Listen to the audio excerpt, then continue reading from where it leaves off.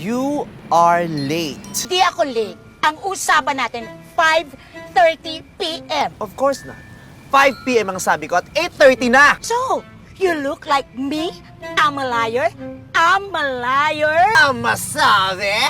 Anong amalayo na pinagsasabi mo? Ano problema mo? Ate, you shut up.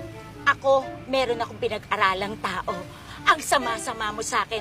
I'm just returning the favor. Anong ate? Ikaw ang ate ko at amo ako dito. Hindi ako lady guard, kaya tantanan mo nga ako. Mag-usap nga tayo na matino.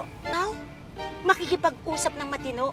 Simulat sa Paul, hindi ka nakikipag-usap ng matino at tinanggap mo ako sa opisina para paghigantihan.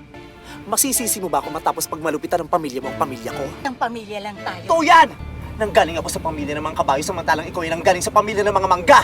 Iisang pamilya. Sabihin mo yan sa nanay mong presidente ng mga aswang! Ng mga aswang ko, ang nanay mo ay presidente ng mga babarang kabet! Baldado ang nanay ko! Bakit? Ako ba ang tumulong? Mo siya, edi sana nakahawak siya sa baba mo. Ito!